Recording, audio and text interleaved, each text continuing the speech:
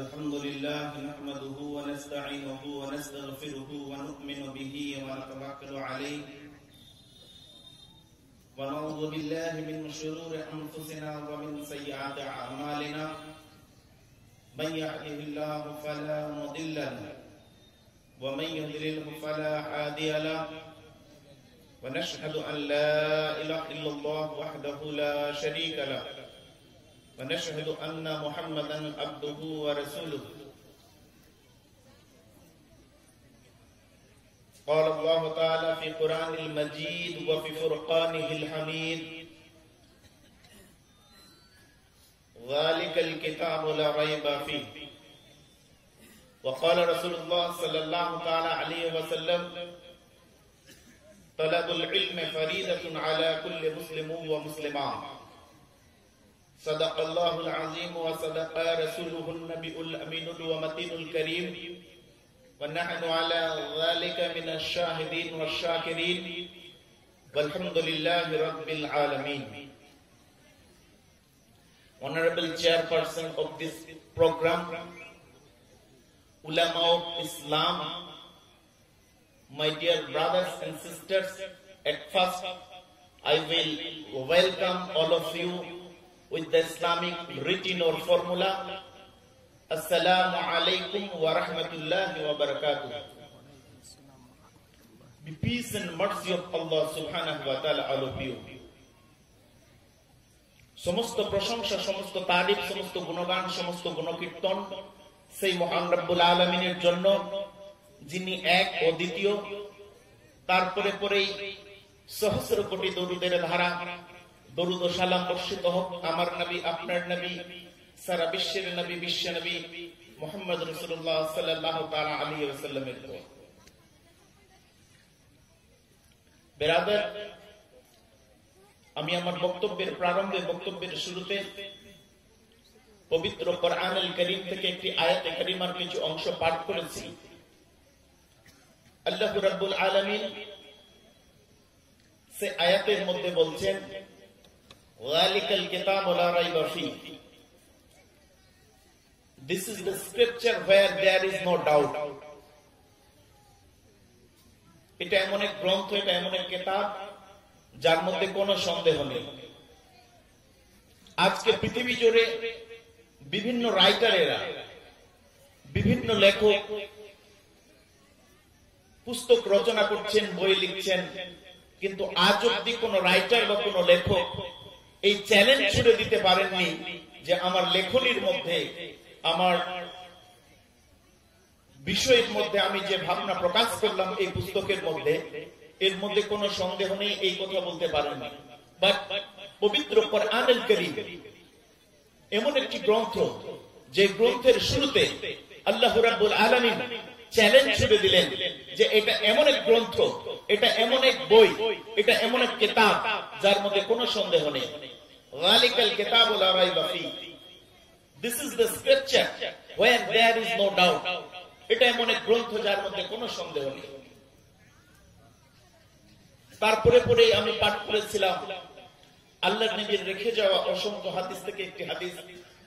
নবী আমার বলছেন, তালাবুল ইলমি ফারিদাতুন আলা কুল্লি মুসলিম ওয়া মুসলিমা। Seeking knowledge is an obligatory duty for every Muslim man and woman.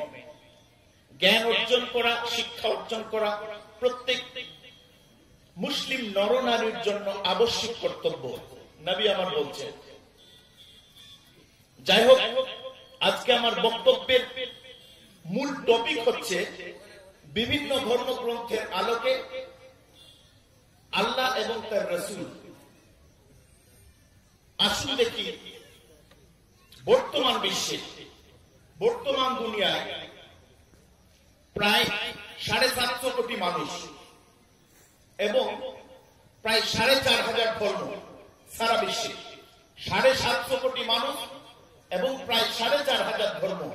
প্রত্যেক ধর্মের অনুসারী, প্রত্যেক ধর্মের গুরু অনবরত দাবি করছে, ডিমান্ড করছে আমার ধর্ম শ্রেষ্ঠ, এবং এই ধর্মের শ্রেষ্ঠত্ব প্রমাণ করার জন্য বিশ্বব্যাপী আজ কোন মারামারি, হানাহানি।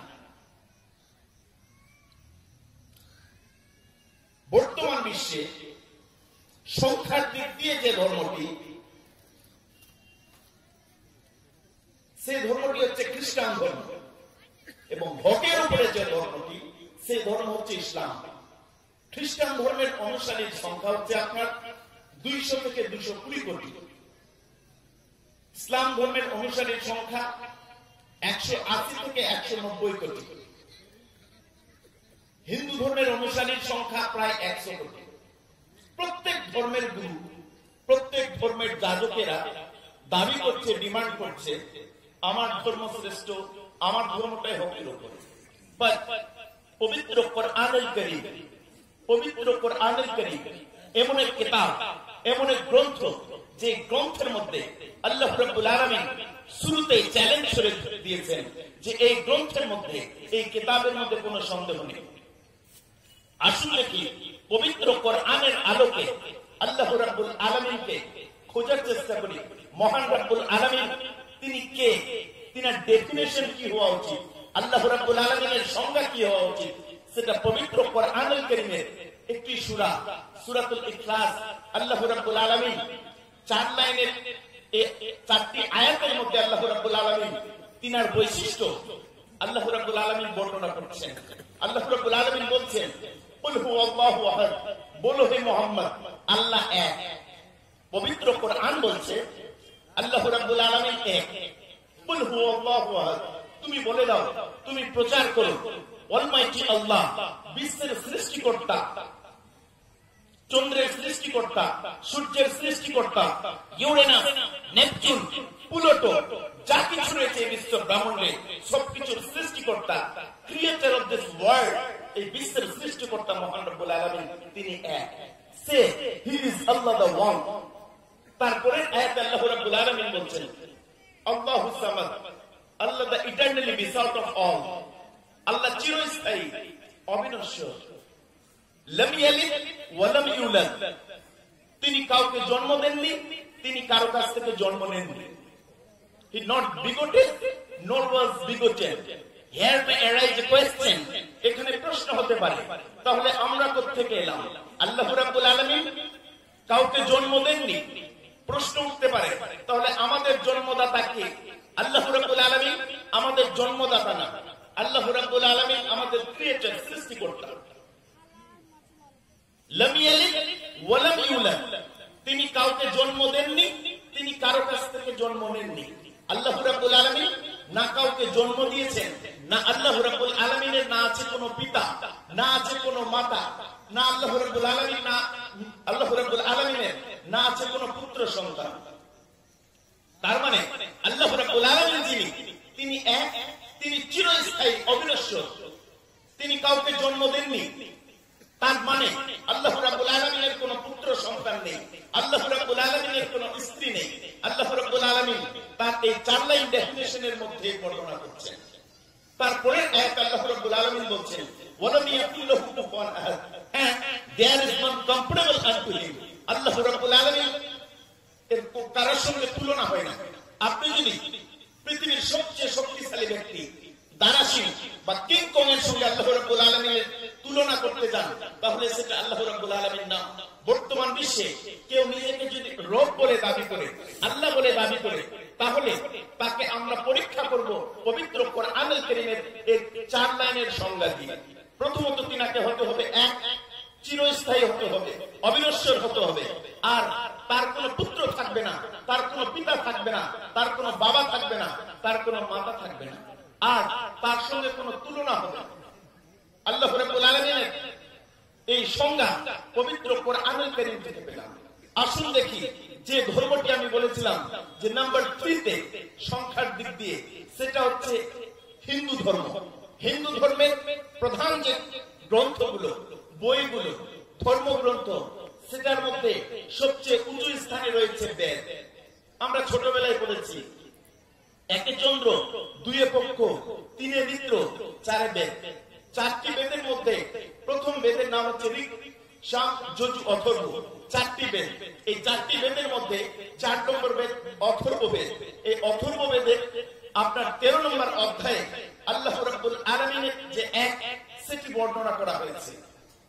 আসুন আল্লাহ রাব্বুল আলামিন যে এক, সেটির মন্ত্র হচ্ছে এই, না দ্বিতীয় না তৃতীয় চতুর্থ না পুচ্ছতে, না দ্বিতীয় না তৃতীয় চতুর্থ না পুচ্ছতে, না পঞ্চম না ষষ্ঠ সপ্তম না পুচ্ছতে, না অষ্টম না নবম দশম না পুচ্ছতে, জয়তং দেবমেকৃতং দেব। এদিকে পবিত্র কোরআনুল কারীম থেকে পেলাম আল্লাহ রাব্বুল আলামিন এক হিন্দু ভাইদের ধর্মগ্রন্থ, যেটার নাম হচ্ছে বেদ। এই বেদের মধ্যে বলা হচ্ছে না দ্বিতীয় না তৃতীয়, আল্লাহ রাব্বুল আলামিন না আছেন দ্বিতীয়, না আছেন তৃতীয়, না দ্বিতীয় না তৃতীয় চতুর্থ না পুচ্ছতে, না পঞ্চম না ষষ্ঠ সপ্তম না পুচ্ছতে। আল্লাহ রাব্বুল আলামিন এক, না আছে দ্বিতীয়, না আছে তৃতীয়, না আছে চতুর্থ, না আছে পঞ্চম, না আছে ষষ্ঠ, না আছে সপ্তম। আল্লাহ রাব্বুল আলামিনের ব্যাপারে বলা হয়েছে যিনি বিশ্ব ব্রহ্মাণ্ডের সৃষ্টিকর্তা, ক্রিয়েটর অফ দ্য ওয়ার্ল্ড, তিনি এক, দ্বিতীয় কেউ নয়। হিন্দু ভাইদের আরেকটি ধর্মগ্রন্থ যেটা নাম হচ্ছে বেদ। এই বেদের মধ্যে যজুর্বেদে 32 অধ্যায়ের 3 নম্বর শ্লোকে বলা হয়েছে ইক্কাম ইবি দ্বিতীয়ম। আল্লাহ রাব্বুল আলামিন এক, পবিত্র কোরআনুল কারীম সূরাতুল ইখলাস আল্লাহ রাব্বুল আলামিন বলছেন, বলো হে মুহাম্মদ আল্লাহ এক। হিন্দুদের ধর্মগ্রন্থ বেদ যজুর্বেদ আপনার 32 অধ্যায় 3 নম্বর শ্লোকে বলা হচ্ছে ইক্কাম ইবি দ্বিতীয়ম, ঈশ্বর একজনই, আল্লাহ রাব্বুল আলামিন একজনই। যজুর্বেদের 40 অধ্যায়ে 9 নম্বর মন্ত্রে বলা হয়েছে अंधात्म प्रवेशांति असंभूति मुपास्ते, अंधात्म प्रवेशांति असंभूति मुपास्ते। ওই সমস্ত লোক অন্ধকারের দিকে যাচ্ছে যারা অসম্ভূতিকে পূজা করে। অসম্ভূতি দ্যাট মিন্স মূর্তি, সে হতে পারে চেয়ার, টেবিল, পাথর ইত্যাদি ইত্যাদি। হিন্দু ভাইদের ধর্মগ্রন্থ বলছে, এই বেদ বলছে वो लोग अंधकार की तरफ जा रहे हैं जो पूजा कर रहे हैं असंभूति को। अंधात्म प्रवेशांति असंभूति मुपास्ते, ওই সমস্ত লোক অন্ধকারের দিকে যাচ্ছে যারা অসম্ভূতিকে পূজা করে। হিন্দু ভাইদের আরো একটি ধর্মগ্রন্থ যেটার নাম হচ্ছে শ্রীমদ্ ভগবত গীতা। শ্রীমদ্ ভগবত গীতায় টোটাল 18টি অধ্যায় রয়েছে, 18টি চ্যাপ্টার রয়েছে। এই চ্যাপ্টারের মধ্যে আপনার 18 নম্বর চ্যাপ্টার, 18 নম্বর অধ্যায়ে 66 নম্বর মন্ত্রে শ্রীকৃষ্ণ অর্জুনকে বলছেন, ভগবান শ্রীকৃষ্ণ অর্জুনকে বলছেন সর্বধর্মম পরিত্যাজ্য মাম একং শরণং ব্রজ অহং তু সর্ব পাপে বিমুক্তৈষামি মা সুখ। যুদ্ধের মাঠে অর্জুন কি হতভম্ব হয়ে পড়েছেন, নিজেদের লোকের মধ্যে কিভাবে যুদ্ধ করবেন। এই শ্রীমদ্ ভগবত গীতায় পুরোটা যুদ্ধের বর্ণনা আছে। 18 নম্বর অধ্যায়ের 66 নম্বর মন্ত্র বলছে, ভগবান শ্রীকৃষ্ণ অর্জুনকে বলছেন সর্বধর্মম পরিত্যাজ্য মাম একং শরণং ব্রজ অহং তু সর্ব পাপে বিমুক্তৈষামি মা সুখ। ওহে অর্জুন, তুমি সমস্ত ধর্মকে পরিত্যাগ করে দাও, মাম একং শরণং ব্রজ, তুমি এক ঈশ্বরের উপাসনা করো, এক আল্লাহর উপাসনা করো। তিনি তোমাকে সমস্ত পাপ থেকে মুক্তি দিয়ে মোক্ষ লাভ করাবেন। মোক্ষ লাভ করাবেন তার মানে জান্নাতের বাসিন্দা বানাবে। সর্বধর্মম পরিত্যাজ্য, সমস্ত ধর্মকে পরিত্যাগ করে দাও, মাম একং শরণং ব্রজ, এক ঈশ্বরের উপাসনা করো, অহং তু সর্ব পাপে বিমুক্তৈষামি মা সুখ, তিনি তোমাকে সমস্ত পাপ থেকে মুক্তি দিয়ে মোক্ষ লাভ করাবেন, জান্নাতের বাসিন্দা বানাবেন, প্যারাডাইসের বাসিন্দা বানাবেন।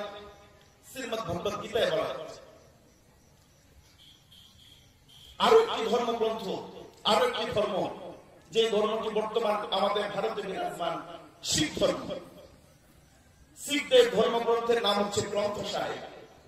গ্রন্থ সাহেবের মধ্যেও বলা হয়েছে আল্লাহ রাব্বুল আলামিনকে।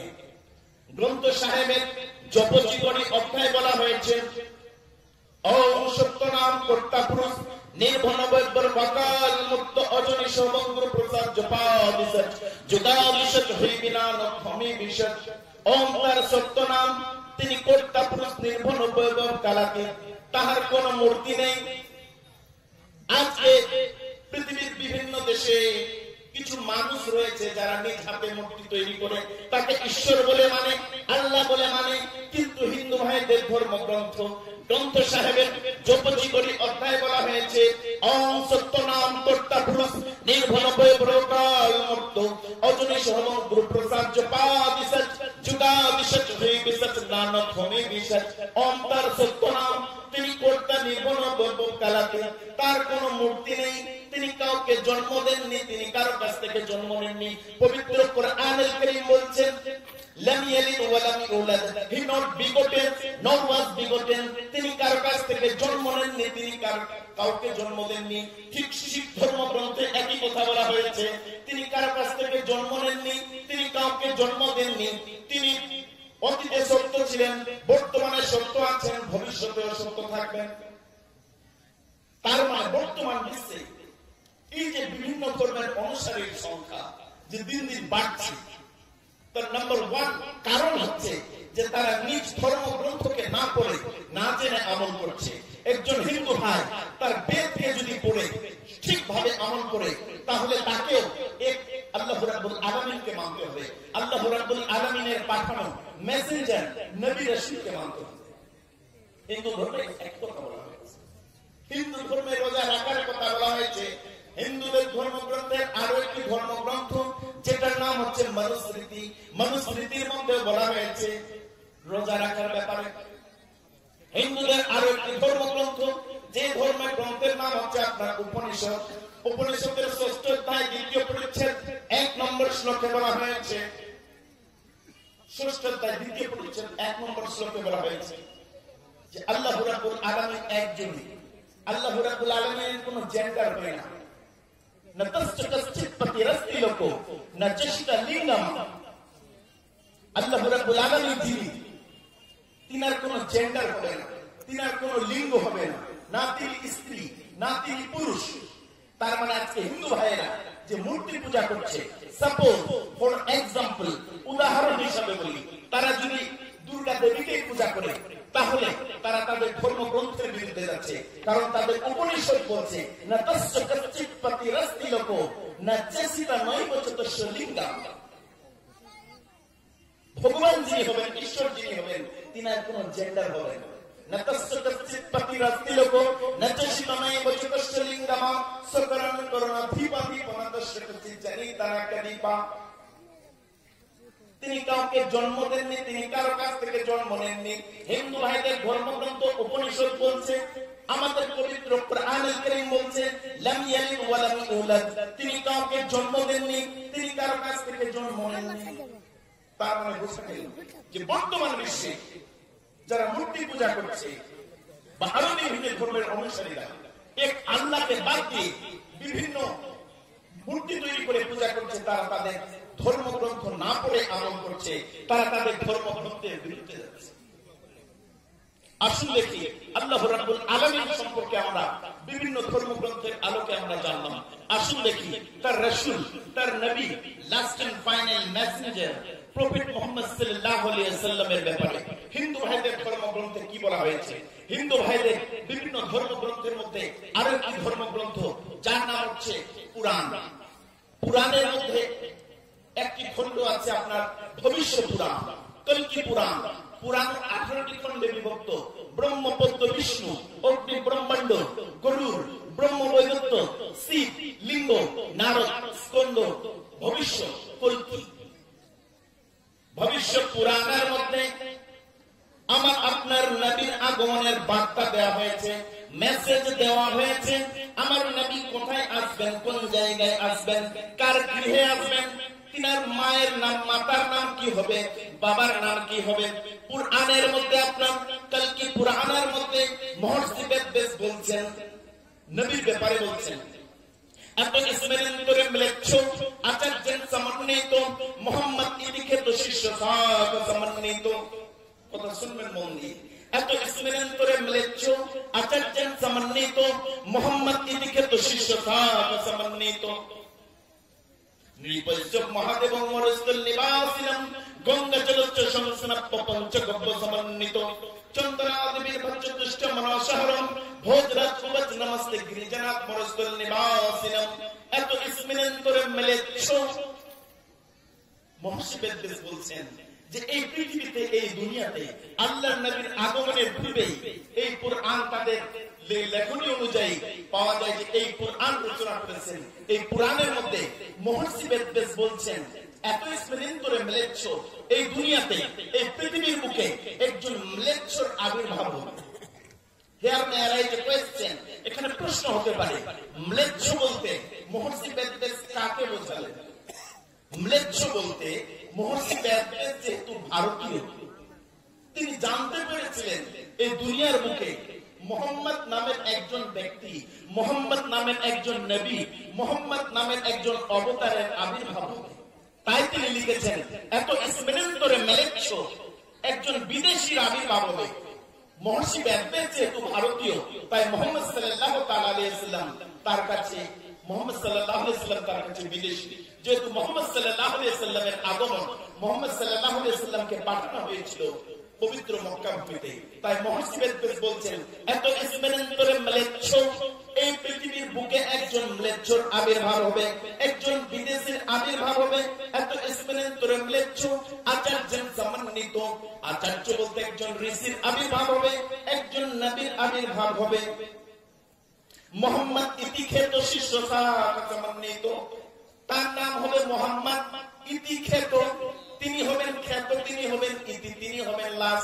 মোহাম্মদ ইতি খ্যাত শিষ্য শাখা সমন্বিত, দুনিয়ার বুকে মোহাম্মদ সাল্লাল্লাহু আলাইহি ওয়াসাল্লাম একা একা আসবেন না, মোহাম্মদ সাল্লাল্লাহু আলাইহি ওয়াসাল্লামের সঙ্গে আল্লাহ রাব্বুল আলামিন তার সঙ্গে তার শিষ্যদেরকে পাঠাবেন। প্রশ্ন হতে পারে মোহাম্মদ সাল্লাল্লাহু আলাইহি ওয়াসাল্লাম আল্লাহ রাসূলের শিষ্যকে, আল্লাহ রাসূলের শিষ্য বলতে মুহসি বেদবেস সাহাবায়ে কেরামদেরকে বুঝিয়েছেন। তার মানে মুহসি বেদবেস নবীর ব্যাপারে, আল্লাহ রাসূলের ব্যাপারে যে ভবিষ্যৎবাণী করছেন আজকে হুবহু মিলে যাচ্ছে। কুরআন আমার হাতে আছে, এই কুরআনের মধ্যে বলা হয়েছে এত স্মৃন্তরে ম্লেচ্ছ আচার্যের সমন্বিত, মুহাম্মদ ইতি খ্যাত, মুহাম্মদই হবেন লাস্ট, তিনি হবেন আখরি নবী, তিনি হবেন শেষ নবী, তিনি হবেন last and final messenger. Muhammad ইতি খ্যাত শিষ্য শাখা সমন্বিত, তিনি পৃথিবীর বুকে, দুনিয়ার বুকে শিষ্য শাখা সহ আসবেন।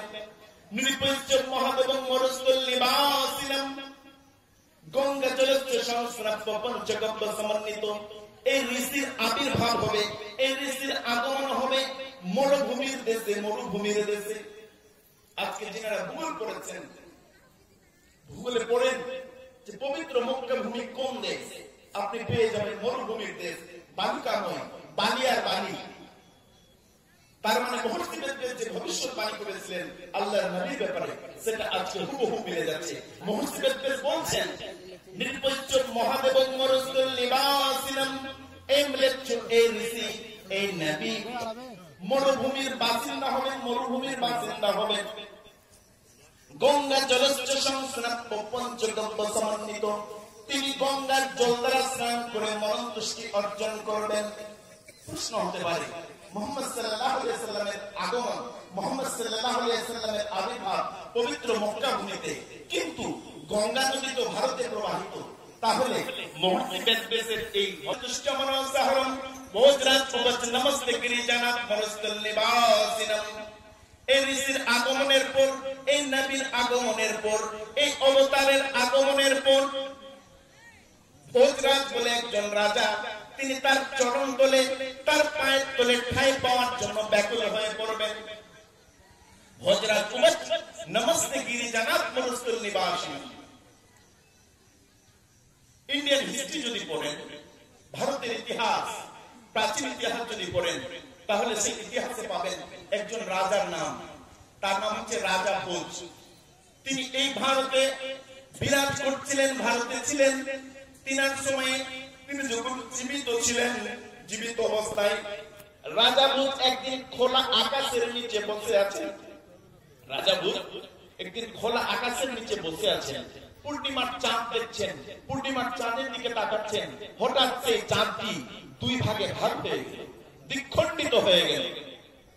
রাজা ভোজ তৎক্ষণাৎ হতচকিত হয়ে গেলেন। সকালে তিনি বিভিন্ন পণ্ডিতদেরকে, বিভিন্ন ধর্মের যাজকদেরকে ডাকলেন যে আমি দীর্ঘদিন, আজ এই গত রাত্রির পূর্বেও অনেক রাত্রিতে খোলা আকাশের নিচে বসেছি, কিন্তু আজকে রাত্রে যে ঘটনাকে আমি ঘটতে দেখেছি তার পূর্বে আর কোনদিন এই ঘটনা দেখিনি।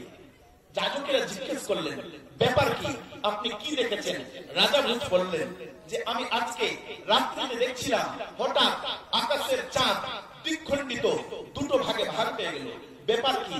যাজকেরা বিভিন্ন ধর্মগ্রন্থের মারফত জানতে পেরেছিলেন পবিত্র মক্কা ভূমিতে একজন ঋষির আগমন হবে, একজন নবীর আগমন হবে, আর তার প্রচারিত ধর্মকে অনেকে মেনে নিতে চাইবে না, তার প্রচারিত ধর্ম ইসলামকে অনেকে মেনে নিতে চাইবে না। তাই তিনি তার অলৌকিক ক্ষমতা দেখাবেন।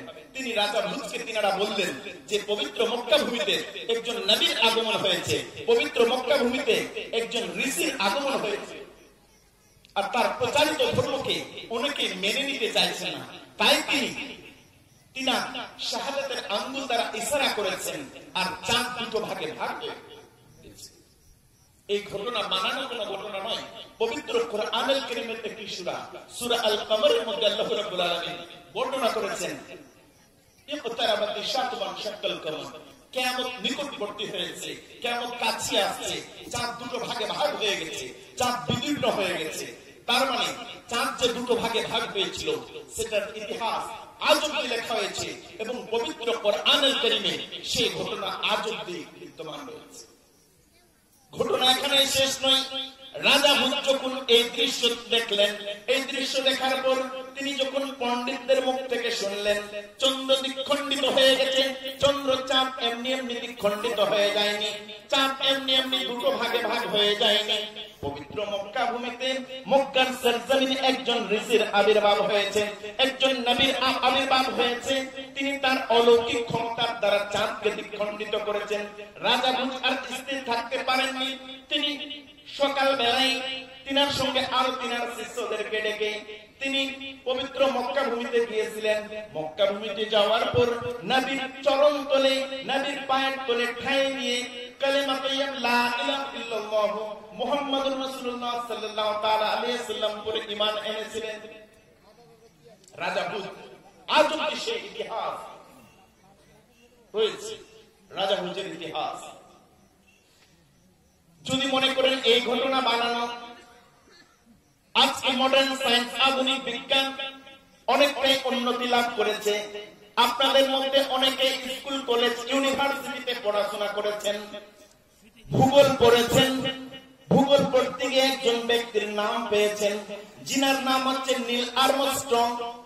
নীল আর্মস্ট্রং এর নাম শুনেছেন তো আপনারা?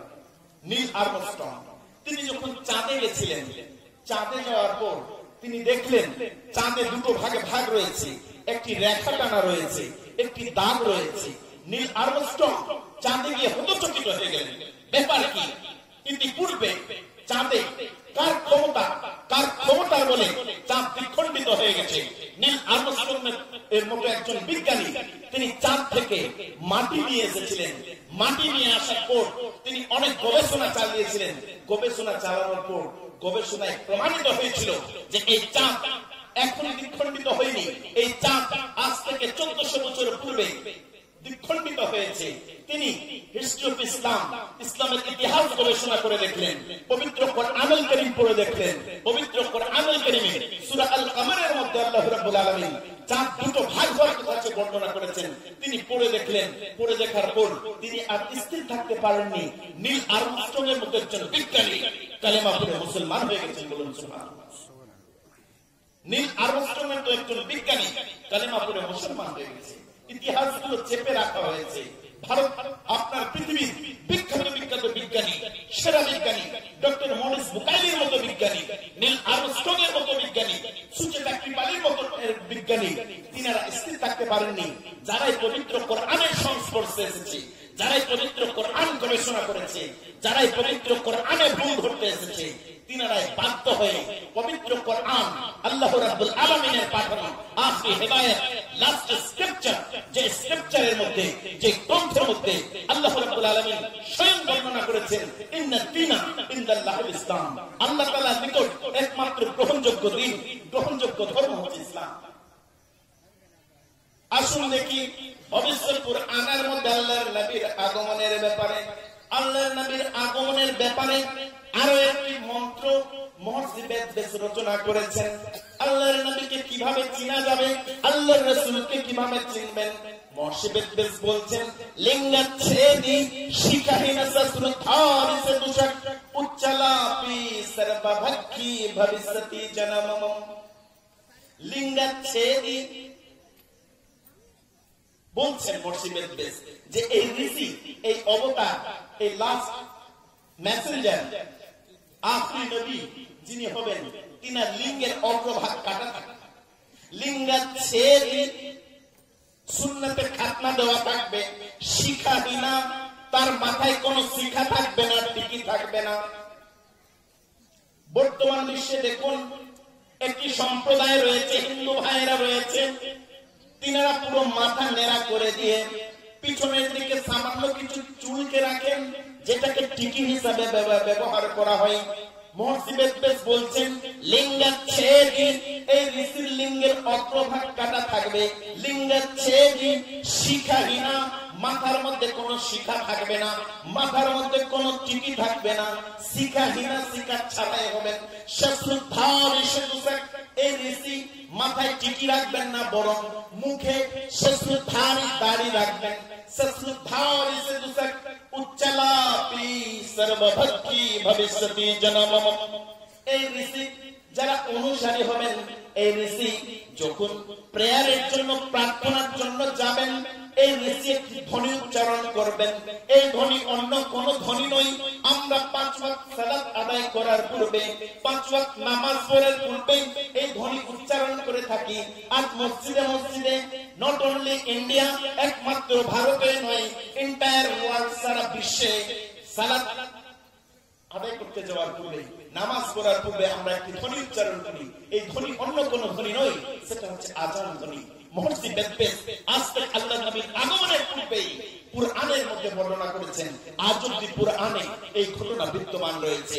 মুহসিবেদ বলছেন শশ্রুধারি সে দুষক, এই ঋষি মুখে দাড়ি রাখবেন, মাথার মধ্যে কোনো টিকি রাখবেন না। শশ্রুধারি সে দুষক উচ্চলাপি সর্বভক্ষী ভবিষ্যতি জনমম। যখন প্রেয়ারের জন্য যাবেন, প্রার্থনার জন্য যাবেন, নামাজ পড়ার জন্য যাবেন, তিনি একটি ধ্বনি উচ্চারণ করবেন। তার মানে আমরা পেয়ে গেলাম এই ধ্বনি অন্য কোন ধ্বনি নয়। এই ধ্বনি বলতে আজ আন ধ্বনিকে বুঝিয়েছেন, আযানকে বুঝিয়েছেন। সর্বভক্ষী, তিনি সবকিছু ভক্ষণ করবেন, শুকরের মাংস খাবেন না। আল্লাহ রাব্বুল আলামিন পবিত্র কোরআনুল কারীমের মধ্যে শুকরের মাংসকে নিষিদ্ধ করেছেন। আল্লাহ রাব্বুল আলামিন পবিত্র কোরআনুল কারীমের মধ্যে মদকে নিষিদ্ধ করেছেন। মুহসিবেদ বলছেন শশ্রুধারি সে দুষক, মুখে দাড়ি রাখবেন, করবেন, সবকিছুই খাবেন। এই ঋষি, এই নবী, এই লাস্ট এন্ড ফাইনাল মেসেঞ্জার, শেষ নবী, আমার নবী, আপনার নবী, সারা বিশ্বের নবী, বিশ্ব নবী, সবকিছু ভক্ষণ করবেন, সবকিছু খাবেন। কিন্তু অলমাইটি আল্লাহ, এই পৃথিবীর সৃষ্টিকর্তা, সূর্যের সৃষ্টিকর্তা, ইউরেনাসের সৃষ্টিকর্তা, নেপচুনের সৃষ্টিকর্তা, প্লুটোর সৃষ্টিকর্তা, যেটাকে হারাম বলবেন, যেটাকে নিষিদ্ধ করবেন, সেটাকে এই ঋষি স্পর্শ করবেন না। তার মানে দেখেন, মুহসিবেদ আল্লাহর নবীর আগমনের পূর্বে কুরআন রচনা করেছেন। সেই কুরআন এর ভবিষ্যৎবাণী এবং আল্লাহর নবীর আগমনের বার্তা, আল্লাহর নবী আসার পূর্বে যা যা ঘটেছে সেটা হুবহু মিলে যাচ্ছে।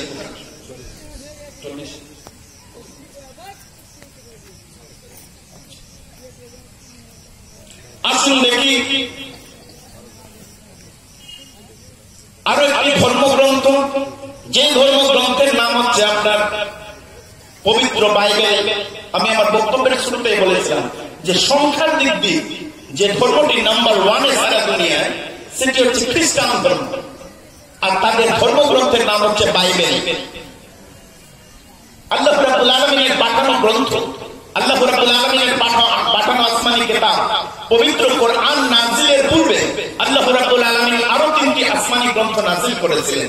তার মধ্যে একটি হচ্ছে ইনজিল, এনাদের অন্যটি হচ্ছে আপনার তাওরাত।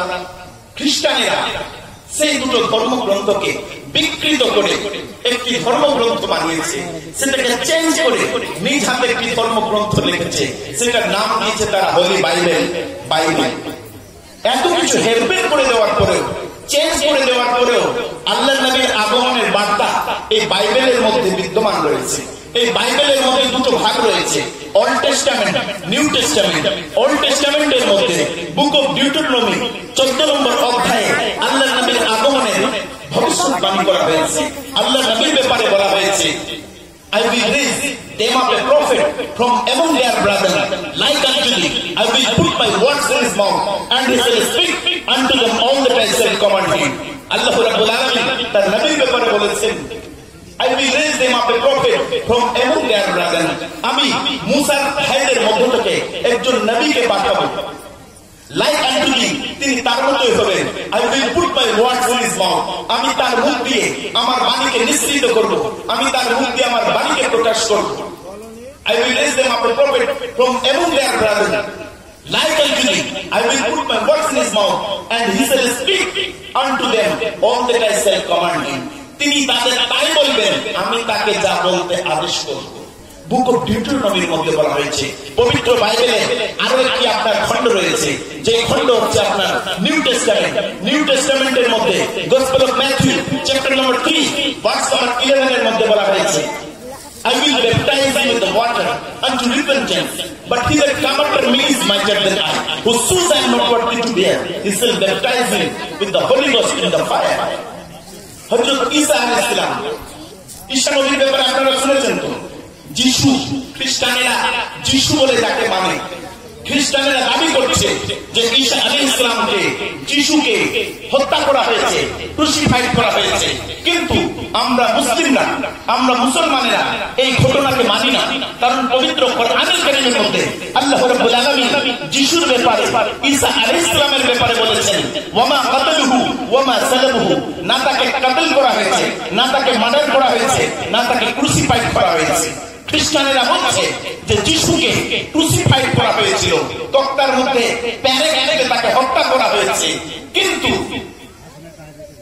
আল্লাহ রাব্বুল আলামিন বলছেন, না, ঈসা আলাইহিস সালামকে ক্রুসিফাইড করা হয়নি, তাকে কতল করা হয়নি, মার্ডার করা হয়নি।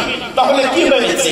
আল্লাহ রাব্বুল আলামিন এই আয়াতের পরে বর্ণনা করেছেন যে তারা যে মানুষটিকে ধরে নিয়ে এসেছিল, সেই মানুষ ঈসা আলাইহিস সালামকে যখন তারা মারতে যাচ্ছিল, ক্রুসিফাইড করতে যাচ্ছিল, আল্লাহ রাব্বুল আলামিন সেই জায়গা থেকে ঈসা আলাইহিস সালামকে সরিয়ে তার আকৃতি বিশিষ্ট, তার মতো দাড়ি, তার চেহারার মতো একজন মানুষকে পেশ করে দিয়েছিলেন।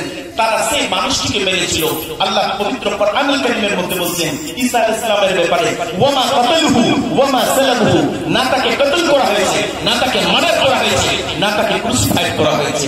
এবং এই বাইবেলের মধ্যে হযরত ঈসা আলাইহিস সালাম বলছেন, I will baptize you with the water unto repentance. আমি তোমাদের অনুশোচনার জল দিয়ে খ্রিস্টান ধর্মে দীক্ষিত করি, কিন্তু আমার পর যিনি আসবেন তিনি আমার চেয়ে অধিক শক্তিশালী হবেন, তার জুতো বহন করার যোগ্যতাও আমার নেই। এই বাইবেলের মধ্যে আজব আল্লাহর নবীর ব্যাপারে যে ভবিষ্যৎবাণী, সেই ভবিষ্যৎবাণী বিদ্যমান রয়েছে। আমি পানি দিয়ে তোমাদেরকে খ্রিস্টান ধর্মে দীক্ষিত করি, কিন্তু আমার পর যিনি আসবেন তিনি পবিত্র আত্মা এবং আগুন দিয়ে মানুষকে নিজ ধর্মে দীক্ষিত করবেন। এখানে প্রশ্ন হতে পারে, কি করে আল্লাহর নবী কাউকে কি আগুন দিয়ে, পবিত্র আত্মা দিয়ে নিজ ধর্মে ব্যাপটাইজ করেছিলেন, নিজ ধর্মের দীক্ষা দিয়েছিলেন? পবিত্র আত্মা বলতে এখানে সেই আত্মাকে বলা হয়েছে রুহুল কুদুস, ফেরেশতাদের এঞ্জেলদের লিডার জিবরাইল আলাইহিস সালামকে বোঝানো হয়েছে। কারণ জিবরাইল আলাইহিস সালাম ওহী নিয়ে আসলেন, সেটাকেই বোঝানো হয়েছে। আগুন বলতে সত্য জিনিস, আল্লাহর নবী হলি গোষ্ঠীর পবিত্র আত্মা, সেটাকে বোঝানো হয়েছে, যেটা দিয়ে ব্যাপটাইজ করতেন। আসুন, বলার তো অনেক কিছুই আছে, আমি আমার বক্তব্যকে ইতির দিকে নিয়ে যাচ্ছি, যেহেতু সময় চলছে না। আসসালামু আলাইকুম। কলোনি হোসেন 5000 টাকা দান করেছেন। Keep my commandments. I will pray the Father, and He will give you another comforter, that He may guide you forever. যদি তোমরা আমাকে ভালোবাসো, যদি তোমরা আমাকে মানো, তাহলে আমার কথা মানো। আমার যাওয়ার পর আরো একজন নবী আসবে, তিনি আমার চেয়ে অধিক কমফোর্টার হবেন, আমার চেয়ে অধিক ভালো হবেন। আসুন দেখি পৃথিবীর মধ্যে আরো একটি ধর্ম, যেটা নাম হচ্ছে বৌদ্ধ ধর্ম। বৌদ্ধ ধর্মের প্রচার, বৌদ্ধ ধর্মের প্রবর্তক, যার নাম হচ্ছে গৌতম বুদ্ধ। আসুন দেখি গৌতম বুদ্ধ আমার নবী আপনার নবীর ব্যাপারে কি বলছেন। গৌতম বুদ্ধ বলছেন, গৌতম বুদ্ধকে তার ছাত্র তার শিষ্য জিজ্ঞেস করছেন, ওহে বুদ্ধ, আপনার তিরোধানের পর আপনি যখন চলে যাবেন, দুনিয়া ছেড়ে চলে যাবেন, আপনার যখন মৃত্যু হয়ে যাবে, এই পৃথিবীর মানুষ পথভ্রষ্ট হয়ে যাবে, এই পৃথিবীর মানুষকে কে সঠিক রাস্তায় পরিচালিত করবে? গৌতম বুদ্ধ বলছেন, আনন্দ শোনো, I am not first Buddha who came on the earth, not say I will alas. আমি এই জগতের প্রথম বুদ্ধ বা আমি এই জগতের শেষ বুদ্ধ নই। In one time, another Buddha will arise the world. এই পৃথিবীর বুকে যথাসময়ে আরো একজন বুদ্ধের আবির্ভাব হবে। এই হলিবান তিনি হবেন পবিত্র, তিনি আমার চেয়ে অধিক আলোক প্রাপ্ত হবেন। Deston say, বুদ্ধ আবার তার প্রত্যুত্তরে বললেন, আনন্দ বলছেন যে আমরা সেই বুদ্ধকে কিভাবে চিনব? Deston say, বুদ্ধ তার প্রত্যুত্তরে বলছেন, he will be known as মৈত্রী, তিনি হবেন মৈত্রী, শান্তি অর্থাৎ করুণার বুদ্ধ। এই করুণার বুদ্ধ, এই দয়ার, এই মায়ের নবী যে আমার নবী, আপনার নবী, সারা বিশ্বের নবী, বিশ্ব নবী, সেটা মহান রব্বুল আলামিন পবিত্র কোরআনুল কারীমের মধ্যে বলেছেন, ওয়ামা আরসালনাকা ইল্লা রাহমাতাল লিল আলামিন। হে নবী, আমি তোমাকে পৃথিবীর বুকে পাঠিয়েছি, দুনিয়ার বুকে পাঠিয়েছি করুণা স্বরূপ, দয়া স্বরূপ। আসুন দেখি কায়েদে আজম মোহাম্মদ আলী জিন্নাহ কি বলেছেন নবীর ব্যাপারে। কায়েদে আজম মোহাম্মদ আলী জিন্নাহ বলছেন, I joined Lincoln because here on the main entrance the name of the prophet was included in the list of great lawgivers of the world. Quaid-e আজম মোহাম্মদ আলী জিন্নাহ বলছেন যে আমি লিঙ্কন আইন কলেজে আইন পড়ার জন্য এই জন্যই ভর্তি হয়েছিলাম। সেই কলেজের মেন এন্ট্রান্সে, মেন গেটে পৃথিবীর বিভিন্ন সংবিধান রচয়িতাগণের একটি তালিকা টাঙানো ছিল, একটি লিস্ট ঝুলানো ছিল, আর সেই লিস্টের মধ্যে নাম্বার 1-এ প্রফেট মুহাম্মদ সাল্লাল্লাহু আলাইহি ওয়াসাল্লামের নাম লেখা ছিল বলে আমি এই আইন কলেজে ভর্তি হয়েছিলাম। আসুন দেখি জাতির জনক যাকে বলা হয় আপনার মহাত্মা গান্ধী, তিনি ইসলামের ব্যাপারে কি বলছেন? মহাত্মা গান্ধী বলছেন, ইসলাম তার গৌরবময় দিনগুলো তো অসহিষ্ণু ছিল না, তা অর্জন করতে সমর্থ হয়েছিল দুনিয়ার শ্রদ্ধা। প্রতীচ্য যখন অন্ধকারে নিমজ্জিত, প্রাচ্যের আকাশে উদিত হয়ে উজ্জ্বল নক্ষত্র, আর তো পৃথিবীকে তাদের স্বস্তি। ইসলাম এটা মিথ্যা ধর্ম নয়, শ্রদ্ধার সঙ্গে হিন্দুরাও তাকে অধ্যয়ন করুক, তাহলে আমার মতো তারা ইসলামকে ভালোবাসবে। এখানে একটি ইতিহাস লুকানো হয়েছে যে মহাত্মা গান্ধীর কতজন ছেলে আপনারা কেউ জানেন? মহাত্মা গান্ধীর 4 জন ছেলে, তার মধ্যে 2 জন ছেলে মুসলমান হয়ে গেছে। সেই ইতিহাসকে গোপনে রাখা হয়েছে, সেই ইতিহাসকে লুকিয়ে রাখা হয়েছে। মহাত্মা গান্ধী বড় ছেলে হরিলাল গান্ধী আর আপনার দেবদাস গান্ধী, 2 জন ছেলে ইসলাম অ্যাকসেপ্ট করেছে, কালেমা পড়ে মুসলমান হয়ে গেছে। গান্ধীজি যখন জানতে পারলেন যে তার ছেলে ইসলাম অ্যাকসেপ্ট করেছে, ইসলাম ধর্ম গ্রহণ করেছে, গান্ধীজি তৎক্ষণাৎ চিঠি লিখেছিলেন তার ছেলেদের উদ্দেশ্যে, ওহে বাপু, ওহে আমার কলিজার টুকরা, তোমরা ইসলাম গ্রহণ করেছো খুব ভালো কথা, কিন্তু তোমাদের একটা ব্যাড হ্যাবিট রয়েছে, বদ অভ্যাস রয়েছে, তোমরা মদ পান করো। আর মদ পানকে আল্লাহ রাব্বুল আলামিন পবিত্র কোরআনুল কারীমের মধ্যে নিষিদ্ধ ঘোষণা করেছেন। তোমরা ইসলাম ধর্ম গ্রহণ করেছো, এতে আমার কোনো আপত্তি নেই, কিন্তু তোমরা দয়া করে বাবু মদ পান ছেড়ে দিও, মদ পান করা, দারু খাওয়া তোমরা ছেড়ে দিও। মহাত্মা গান্ধী লিখেছিলেন। আসুন দেখি ভারতের প্রাক্তন প্রাইম মিনিস্টার শ্রীমতী ইন্দিরা গান্ধী মোহাম্মদ সাল্লাল্লাহু আলাইহি ওয়াসাল্লামের ব্যাপারে কি বলেছেন। ভারতের প্রাক্তন প্রধানমন্ত্রী 1980 খ্রিস্টাব্দে দিল্লির রাজপথে দাঁড়িয়ে বক্তব্য দিতে গিয়ে মোহাম্মদ সাল্লাল্লাহু আলাইহি ওয়াসাল্লাম, নবী সাল্লাল্লাহু আলাইহি ওয়াসাল্লামের ব্যাপারে বলেছিলেন যে মোহাম্মদ সাল্লাল্লাহু আলাইহি ওয়াসাল্লামের আদর্শ, মোহাম্মদ সাল্লাল্লাহু আলাইহি ওয়াসাল্লামের ক্যারেক্টার আজকে পৃথিবীর প্রত্যেক মানুষের উচিত অনুসরণ করা, অনুকরণ করা। শ্রীমতী ইন্দিরা গান্ধী বলেছেন এত বড়। আসসালামু আলাইকুম। এখনো ডেলিগেট খোলা আছে, কিন্তু সময়ের অভাব, তাই আমি আমার বক্তব্যকে দীর্ঘায়িত করতে পারলাম না।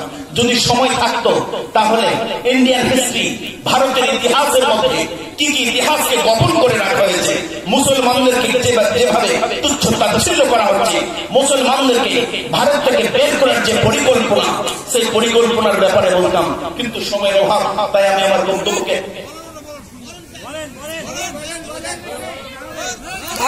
বলতে হবে, বলবো। বলেন, জীবনে এইসব কথা শুনতে পাওয়া যাবে।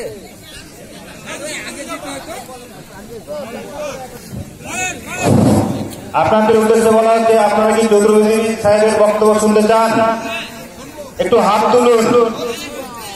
আমরা মোটামুটি 15 মিনিট ওনাকে দিব, তারপরে লাস্ট বক্তাকে দিয়ে শেষ করবো, ঠিক আছে? না আরো চালাতে হবে?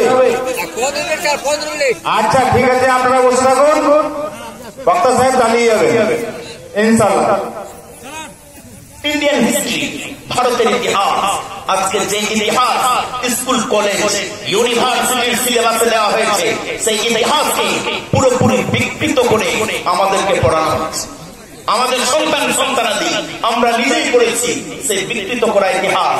আপনারা ইতিহাসে কোনোদিন শুনেননি মৌলানা মোহাম্মদ আলী শওকত আলীর নাম, আপনারা ইতিহাসে কোনোদিন শুনেননি আশরাফুল্লাহর নাম, আপনারা ইতিহাসে শুনেননি নুরুন নেসা যে মেয়েটিকে কেটে পিস করে ব্রিটিশের কুকুরকে দিয়ে খাওয়ানো হয়েছিল, সেই মাংস, সেই ইতিহাসগুলোকে চেপে রাখা হয়েছে।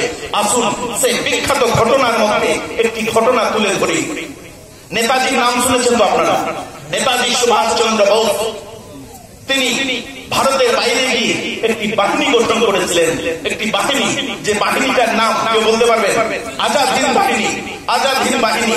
নেতাজি সুভাষ চন্দ্র, আমি তিনাকে ছোট করছি না, আমি বলতে চাই সত্য ঘটনা। নেতাজি সুভাষ চন্দ্র কি ম্যাজিক জানতেন? তিনি বললেন আজাদ হিন্দ বাহিনী গঠন হয়ে যায়, কিন্তু এর মধ্যে কিছু ইতিহাসকে চেপে রাখা হয়েছে, কিছু ঘটনাকে চেপে রাখা হয়েছে। ঘটনা হচ্ছে এই, নেতাজি সুভাষ চন্দ্র বোস বিদেশে যাবেন, তিনাকে একজন মৌলানা সাহায্য করেছিলেন, সেই মৌলানার নাম হচ্ছে ওবায়দুল্লাহ সিন্ধি। নেতাজি সুভাষ চন্দ্র বোস তার আগে সেই ওবায়দুল্লাহ সিন্ধিকে ব্রিটিশেরা দেশ থেকে তাড়িয়ে দিয়েছিল। তাড়ানোর পর সেই ওবায়দুল্লাহ সিন্ধি বিদেশে গিয়ে মানুষের কাছে চাঁদা চেয়েছিলেন, আমাকে টাকা দাও, আমরা বন্দুক কিনবো, আমরা তরবারি কিনবো, আমরা স্টেন গান কিনবো, কারণ যে অত্যাচার আমাদের উপরে চালাচ্ছে ব্রিটিশ সরকার, ব্রিটিশেরা, তাদের সঙ্গে যদি ফাইট না করা হয়, তাদের সঙ্গে যদি যুদ্ধ না করা হয়, আমরা সেই অত্যাচার থেকে রক্ষা পাবো না। সেই মৌলানা বিদেশে গিয়ে মানুষের কাছে চাঁদা চেয়েছে, অনেকগুলো টাকা জমা করে রেখেছিলেন বিদেশে। তিনি যখন বনবাস কাটিয়ে দেশে এলেন, ব্রিটিশ সরকার যখন সেই মৌলানাকে দেশে ফিরিয়ে নিল, সেই সময় নেতাজি সুভাষ চন্দ্র বোস বিভিন্ন নেতাদের, লিডারদের সংস্পর্শে যাওয়ার জন্য, সাহায্য পাওয়ার জন্য বিভিন্ন লিডারদের কাছে ছুটে গেছিলেন। তার মধ্যে একজন লিডার, যার নাম হচ্ছে আপনার মৌলানা ওবায়দুল্লাহ সিন্ধি। তিনার কাছে যখন গেলেন নেতাজি সুভাষ চন্দ্র বোস, তিনি বললেন যে বর্তমান ভারতে আপনার চেয়ে বড় নেতা, আপনার চেয়ে বড় লিডার কেউ নেই, আপনি সাহায্য করতে পারবেন? ওবায়দুল্লাহ সিন্ধি মৌলানা জিজ্ঞেস করলেন, তুমি কে বাবা, তোমার নাম কি? তিনি বললেন, আমার নাম সুভাষ। ওবায়দুল্লাহ সিন্ধি বলেছিলেন, তুমি কি পারবে বিদেশে গিয়ে, বিদেশের মানুষের সংস্পর্শে গিয়ে সেই বিদেশ থেকে সাহায্য এনে ভারতের ব্রিটিশদেরকে তাড়াতে পারবে? তিনি বলেছিলেন হ্যাঁ। ওবায়দুল্লাহ সিন্ধি নাটক করিয়েছিলেন তাকে দিয়ে। নাটকটি হচ্ছে এই, তাকে বলেছিলেন যে বাবা, তুমি আজ থেকে দাড়ি গোঁফ কাটবে না, মোষ দাড়ি কাটবে না, তুমি বাড়িতে থাকবে, আর তুমি অসুস্থতার ভান করে বাড়িতে শুয়ে থাকবে। ঠিক তার কথা মতো তিনি যেভাবে ইনস্ট্রাকশন দিয়েছিলেন, তিনি যেভাবে বলেছিলেন, ঠিক সেইভাবেই নেতাজি সুভাষ চন্দ্র বোস বাড়িতে দাড়ি গোঁফ ছেড়ে অসুস্থতার ভান করেছিলেন। বাড়িতে ডাক্তার ডাকা হয়েছিল। নেতাজি সুভাষ চন্দ্র বোস তার মাকে বলে দিয়েছিলেন, ডাক্তার যদি আসে আমার শরীরে কোনো মেডিসিন প্রয়োগ না করে, আমি বিশেষ একটি কাজের জন্য এই নাটক করছি, এই ছোট।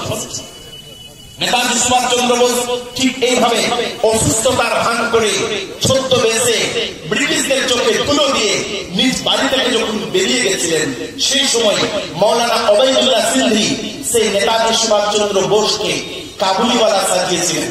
কাবুলিওয়ালা সাজানোর পর তার নাম দিয়েছিলেন মোহাম্মদ জহিরুদ্দিন। সেই নেতাজি সুভাষ চন্দ্র বোসকে, নেতাজি সুভাষ চন্দ্র বোস বিদেশে যাবেন কোন দিয়ে? আপনার আফগানিস্তান দিয়ে। আফগানিস্তানে চলে উর্দু ভাষা। ওবায়দুল্লাহ সিন্ধি বলেছিলেন, বাবা তুমি তো উর্দু ভাষায় কথা বলতে পারবে না, তুমি যখন আফগানিস্তানে ঢুকবে তুমি বোবা সেজে যাবে। বোবা সাজানো হয়েছিল। বোবা সাজিয়ে ঠিক ওইভাবে কাবুলিওয়ালা সাজিয়ে নেতাজি সুভাষ চন্দ্র বোস বিদেশে গিয়েছিলেন। বিদেশে যাওয়ার পর তিনি একটি বাহিনী গঠন করেছিলেন রাসবিহারী বসুর নেতৃত্বে, আমার মনে হয়। সেই বাহিনী গঠন করে দেশে ফিরেছিলেন। ব্রিটিশদের বিরুদ্ধে আওয়াজ তুলেছিলেন। কিন্তু আপনারা বলুন, ইতিহাসে আপনারা নেতাজি সুভাষচন্দ্র বসুর নাম পড়েছেন, কিন্তু সেই ইতিহাসে আজ আমরা ওবায়দুল্লাহ সিন্দির নাম পেলাম না। কারণ তিনি মৌলানা, তিনি মুসলমান, আমরা জেনে যাব তাই। আর ভারতের মুসলমানদেরকে বিতাড়িত করা হচ্ছে বিভিন্ন ভাবে, এনআরসির নাম করে, এনপিআর এর নাম করে বিভিন্ন ভাবে বিতাড়িত করার শোক কষা হচ্ছে। কিন্তু আজকে মৌলানা ওবায়দুল্লাহ সিন্দির নাম নেই, সোনার অক্ষরে লেখা রয়েছে নেতাজি সুভাষচন্দ্র বসুর নাম। আমরা চাই, আমরা বিরোধিতা করছি না নেতাজি সুভাষচন্দ্র বোসকে, ঠিক যেভাবে স্বর্ণাক্ষর দিয়ে, সোনার অক্ষর দিয়ে নেতাজি সুভাষচন্দ্র বসুর নাম ইতিহাসে লেখা রয়েছে, ঠিক তার পাশে মৌলানা ওবায়দুল্লাহ সিন্দি, যে ইংরেজ তাকে বনবাসে পাঠালো, বিদেশে পাঠালো, বিদেশ থেকে ফিরে সেই যে মৌলানা বিদেশে গিয়ে মানুষের কাছে হাত পেতে চাঁদা কালেকশন করলো, সেই চাঁদা কালেকশন করা টাকা দিয়ে তিনি নিজ বাহিনীর কাজে লাগালেন নেতাজি সুভাষচন্দ্র বোস। ঠিক সেই ইতিহাসে যে জায়গায় নেতাজি সুভাষচন্দ্র বোসের নাম লেখা আছে, আমরা চাই তার পাশে মৌলানা ওবায়দুল্লাহ সিন্দির নাম লেখা থাকলে খুব ভালো ভালো। আসুন দেখি ভারতের পূর্ণ স্বাধীনতার জন্য, কারণ সে সময় ভারতের স্বাধীনতা আন্দোলনের জন্য নেতৃত্ব দিচ্ছিলেন মহাত্মা গান্ধী। মহাত্মা গান্ধী গোল টেবিল বৈঠকে যে দাবি তুলেছিলেন, সেই দাবির ব্যাপারে আপনাদের জানা আছে। আপনারা যদি পড়েন মৌলানা গোলাম আহমদ মুর্তজার লেখা ইতিহাস, চেপে রাখা ইতিহাস, এক অন্য ইতিহাস, ইতিহাসের ইতিহাস বজ্র কলম মগজ খুলে যাবে। সেই ইতিহাসগুলো যদি পড়ে যে ভারতের স্বাধীনতা আন্দোলনে, ভারতকে স্বাধীন করার জন্য মুসলমানেরা যে ভারতের বুকে তাজা রক্ত বইয়ে দিয়েছে, সেটা কোনো অংশে অন্যান্য ধর্মাবলম্বীদের তুলনায় কোনো অংশে কম নয়। আসুন, গোল টেবিল বৈঠকে গান্ধীজি দিয়েছিলেন যে ব্রিটিশ তুমি দেশে থাকো, কিন্তু আমাদেরকে হালকা ডোমিনিয়নের মর্যাদা দাও, তোমরাই শাসন করো, কিন্তু আমাদেরকে হালকা কিছু ক্ষমতা দাও, হালকা কিছু পাওয়ার দাও। সেই গোল টেবিল বৈঠকে যে মৌলানা আওয়াজ তুলেছিলেন, সেই মৌলানা অন্য কোন মৌলানা নয়, যে মৌলানার নাম ইতিহাস থেকে মুছে ফেলা হয়েছে, সেই মৌলানার নাম হচ্ছে হযরত মহানি। অনেকেই শুনেননি, হযরত মহানি গোল টেবিল বৈঠকে গান্ধীজির সামনে জোর গলায় দাঁড়িয়ে বলেছিলেন, না ব্রিটিশ তুমি দেশ ছেড়ে যাও, এটা আমাদের দেশ, এটা আমাদের বাবার দেশ, আমরা এই দেশ শাসন করব। মৌলানা হযরত মহানিকে সেই দিন গান্ধীজির ধমকানি খেতে হয়েছে, কারণ গান্ধীজি পূর্ণ স্বাধীনতার দাবি তোলেননি, সেদিন পূর্ণ স্বাধীনতার দাবি, ফুল ফ্রিডমের দাবি তুলেছিলেন মৌলানা হযরত মহানি, যার জন্য গান্ধীজি তিনাকে ধমকানি দিয়েছিলেন, তুমি বসো, তুমি বসো। চোর গলায় দাঁড়িয়ে গোল টেবিল বৈঠকে সেই মৌলানা উচ্চ আওয়াজে বলেছিলেন, না আমরা পূর্ণ স্বাধীনতা চাই। সেই মৌলানা আজকে ভারতের ইতিহাসে গান্ধীজির নাম সোনার অক্ষর দিয়ে লেখা হয়েছে, কিন্তু আমরা আজকে সেই ইতিহাসে পেলাম না মৌলানা হযরত মহানির নাম, যে মৌলানা গান্ধীজির বিরুদ্ধে চক্ষু তুলে, আগুন তুলে প্রতিবাদ করেছিলেন যে না, আমাদেরকে পূর্ণ স্বাধীনতা দেওয়া হোক, ফুল ফ্রিডম দেওয়া হোক। সেই মৌলানা হযরত মহানির নাম ইতিহাসের পাতা থেকে মুছে দেওয়া হোক। আসুন, ব্রিটিশের বিরুদ্ধে প্রতিবাদ করতে গিয়ে যে দুইজন মৌলানাকে জেল খাটতে হয়েছে, তারা দুই ভাই, তার নাম হচ্ছে মৌলানা মোহাম্মদ আলী, মৌলানা শওকত আলী। ব্রিটিশদের বিরুদ্ধে আওয়াজ তুলতে গিয়ে, ভারতের স্বাধীনতার জন্য, ফুল ফ্রিডমের জন্য যে মৌলানা আওয়াজ তুলেছিলেন, সেই মৌলানা দুজনের নাম হচ্ছে মৌলানা মোহাম্মদ আলী, শওকত আলী। তাদেরকে জেলে ভরে ব্রিটিশেরা হাত প্যান্ট পরিয়ে জেলের খানি টানিয়েছে, জেলে নানাভাবে তাদের উপরে অত্যাচার করা হয়েছিল সেই মৌলানাদেরকে। কিন্তু আজকে আমরা ইতিহাসের পাতায় আমরা পেলাম বিভিন্ন নেতার নাম, ক্ষুদিরাম বসুর নাম, আরো বিভিন্ন নেতার নাম পেলাম আমরা ইতিহাসের পাতায়, কিন্তু ইতিহাসের পাতা মুছে দেওয়া হলো সেই আশরাফুল্লাহর নাম। কেন এই বিচারিতা? কেন আজকে ভারতের মুসলমানদের উপরে নির্যাতন? কেন মুসলমানদের জন্য একটি পরিকল্পনা সব করা হচ্ছে, যে সব এনআরসির নাম করে, এনপিআর এর নাম করে মুসলিমদেরকে ভারতের বাইরে বিতাড়িত করার একটি পরিকল্পনা? কেন্দ্র সরকার। আপনারা জানেন ভারতের বিভিন্ন রাজ্যের মধ্যে একটি রাজ্য জেএনকে, জম্মু এন্ড কাশ্মীর, সেখান থেকে 370 ধারাকে উচ্ছেদ করে দেওয়া হলো। তার কারণ কি? তার কারণ হচ্ছে সেই স্টেটে, সেই রাজ্যে মেজরিটিতে রয়েছে মুসলমানেরা। তাদের ভয় হচ্ছে কেন্দ্রে যে সরকার বসে রয়েছে, তাদের ভয় হচ্ছে আগামী দিনে যদি এদের ক্ষমতাকে না কেড়ে নেওয়া হয়, আগামী দিনে এরা ভারতের শাসন ব্যবস্থায় ভারতের সিংহাসন দখল না করে নেই। ঠিক এই পরিকল্পনার জন্য আপনার কাশ্মীরের জেএনকে, জম্মু এন্ড কাশ্মীর থেকে 370 ধারা উচ্ছেদ করা হয়েছে। আজ আসামে বিভিন্ন মুসলিমদেরকে কিভাবে মারা হচ্ছে।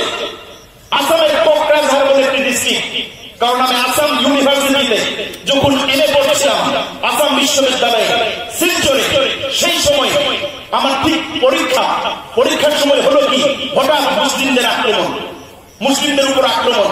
তারা কে? বড় বলে একটি জাতি, বড়োল্যান্ড। তারা কি বেছে বেছে মুসলমানদেরকে কাটে, বেছে বেছে মুসলমানদেরকে মানে। কে রয়েছে এদের পিছনে? আমরা কি প্রতিবাদ করতে পারবো না? কারণ তদানীন্তন স্বরাষ্ট্রমন্ত্রী রাজনাথ সিং তিনি গিয়ে তদন্ত করলেন যে মুসলিমদেরকে কেন মারা হলো, কিন্তু স্বরাষ্ট্রমন্ত্রী আর যারা মারল, যারা মুসলিমদেরকে কেটে কেটে টুকরো করলো, তিনি আর তদন্ত করে দেখলেন না যে এই রহস্যের পিছনে কি রয়েছে। তার মানে নিশ্চয়ই যারা এই ঘটনা ঘটিয়েছে এবং যারা এই ঘটনা ঘটাতে হেল্প করছে, তাদের মধ্যে তাদের হাত রয়েছে। কারণ বেছে বেছে বড় ল্যান্ড জাতি বলে যে জাতিটি, তারা মুসলমানদেরকে মারছে AK-47 দিয়ে, স্টেন গান দিয়ে। তারা এই অস্ত্রগুলো পাচ্ছে কোথায়? আমি অনুরোধ করব সেই প্রাক্তন স্বরাষ্ট্রমন্ত্রী রাজনাথ সিংকে, আপনি যে তদন্ত কমিশন বসিয়েছিলেন, যে তদন্ত কমিটি বসিয়েছিলেন, তার মধ্যে কিন্তু আপনি বলেননি যে যারা সেই নিরীহ মানুষদেরকে হত্যা করেছে, নিরীহ মুসলমানদেরকে হত্যা করেছে, তারা কোন অস্ত্র দিয়ে হত্যা করেছে। কারণ তারা হাসপা দিয়ে কুপিয়ে দেয়নি, তারা বিষ খাইয়ে মারেনি, তারা AK-47 স্টেন গান নিয়ে মেরেছিল। কোথায় পেল সেই অস্ত্র? কোথা থেকে আমদানি হচ্ছে হাতিয়ারগুলো, বন্দুকগুলো? কে দিচ্ছে তাদেরকে? এই ষড়যন্ত্র বুঝতে হবে মুসলমান ভাইরা। মুসলমানদেরকে পরিষ্কার করে দেওয়ার পরিকল্পনা। আপনারা বিগত কিছুদিন পূর্বে দেখলেন আমাদের প্রতিবেশী দেশ, যেটা নাম হচ্ছে বার্মা, মায়ানমার, সে মায়ানমারে রোহিঙ্গা মুসলমানদেরকে কিভাবে কুপিয়ে কুপিয়ে আমাদের মা বোনদের সঙ্গে কিভাবে আচরণ করা হলো, কিভাবে আমাদের মা বোনকে রাস্তায় নিয়ে এসে উলঙ্গ করে তার বডির ভিতরে ট্রাকের টায়ার ঠেকিয়ে দিয়ে পেট্রোল ঢেলে কিভাবে আগুন লাগিয়ে কিভাবে মেরে দেওয়া হলো। চক্রান্ত বুঝতে হবে। এই চক্রান্তের পিছনে একটি শক্তি কাজ করছে, যে শক্তিটি হচ্ছে ইসলাম শক্তি। তারা সংখ্যার দিক দিয়ে নাম্বার 1-এ। বর্তমান আপনি যদি পরিসংখ্যান দেখেন, 2014 সালে সেপ্টেম্বর মাসে একটি পত্রিকা বেরিয়েছিল, ভারতের বিখ্যাত একটি পত্রিকা, যেটার নাম হচ্ছে টাইমস অফ ইন্ডিয়া। তার মধ্যে পাওয়া গেছিল যে বর্তমান বিশ্বে যে ধর্মটি দ্রুত হারে বৃদ্ধি পাচ্ছে সেটা হচ্ছে ইসলাম ধর্ম। তাই তাদের মাথা ব্যথা সৃষ্টি হয়েছে যে তারা মুসলমানদের বা ইসলাম ধর্মের অনুসারীর সংখ্যা দিন দিন যদি বৃদ্ধি পায়, তাহলে আগামী দিনে আমাদের বাঁচা মুশকিল হয়ে যাবে। ঠিক এই চক্রান্ত নিয়ে বিভিন্ন সময়ে, বিভিন্ন প্রদেশে, বিভিন্ন রাজ্যে, বিভিন্ন স্টেটে, বিভিন্ন কান্ট্রিতে মানুষকে ইনডাইরেক্ট লেলিয়ে দেওয়া হচ্ছে, লড়িয়ে দেওয়া হচ্ছে। ঠিক সেটা হয়েছে আপনার মায়ানমার, বার্মা। তদানীন্তন যিনি শাসিকা ছিলেন, সে মায়ানমারের অং সান সু চি, তিনি আজ জেলবন্দী। কেন? কে দিবে এই প্রশ্নের উত্তর? সেই নিরীহ মানুষ, যে মানুষদেরকে অন্যায় ভাবে মারা হলো, যে মা বোনদেরকে অন্যায় ভাবে কোপানো হলো, কে দিবে তাদের জীবনের মূল্য?